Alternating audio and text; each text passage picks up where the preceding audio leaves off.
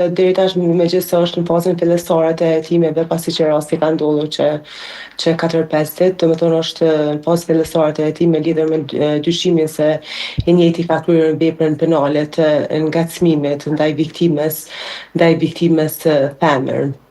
Në këtë rast, në bazë të dyshimit, i njëjti vazhdimisht e ka kontaktuar përkundër dëshirës së saj, duke e kontaktuar, duke e frikësuar, duke e shqetësuar për vete, e njëjta është e shqetësuar për vete dhe për familjarët e saj në bazë veprës penale, po flas për të cilën është ka dyshuar i njëjti. Gjithashtu i njëjti në bazë të informacione i ka vendosur viktimës në vetur 2 GPS që në mënyrë që ta vëzhgoj dhe të jetë një dijeni për vendodhjen e saj dhe në bazë edhe këtyre veprimeve, domethënë hin në kuadër të veprës penale të ngacmimit ku është e paraparë kur kryerësi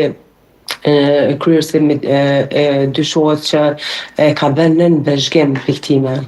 Po, dhe cilat janë kështu përgjithsisht pasojat lëmora lidhur me këto përndjekjet që bën ndaj personave. Në këtë rast është i dashur që i ka vendosur GPS të dashurës, por edhe raste të tjera kemi dëgjuar.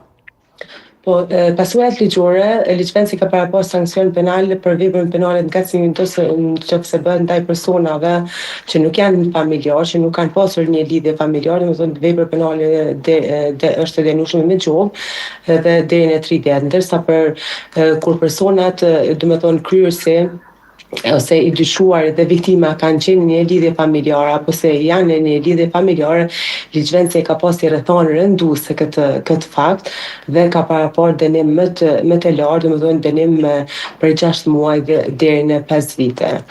Sa i përket pasojave, është e vërtet, është një dukuri shumë negative, e cila çdo ditë është në rritje, jo vetëm në vendin tonë, po në përgjithësi me rritjen e teknologjisë, në përgjithësi në këtë botë janë duke ndodhur këto dukuri negative, po unë mujta për mu lidh me parafolsen, e dëgjova që tha shkak serialeve, probleme shëndetësore. Në bazë të rasteve në praktik, cilat fatkeqësisht i hasin çdo ditë unë si avokate, shoqëria shqiptare, domethënë meshkujt e kanë të pamundshëm që të pranojnë që të jenë të refuzuar nga një femër. E shohin shumë normale që të njëjtit ta gjojnë një partner të ri, ta vazhdojnë jetën.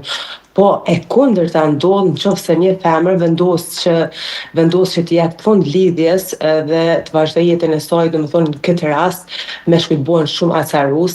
Kjo nuk ka të bëjë fare me problemet shëndetësore në shumicën e rasteve që i kenë në praktik me ata akuza në gjykat. Kjo nuk ka të bëjë fare, po unë mendoj se është i lidhur vetëm me mënyrën si i qasim ne si shoqëri kësaj dukurie. Po, Danjeta? Mirë, vetëm bënë ndërhyrje shkurt. Okej, po Roni. Po, zëra avokate, përshëndetje fillimisht. Unë patjetër edhe unë dëgjova me vëmendje shpjegimin tuaj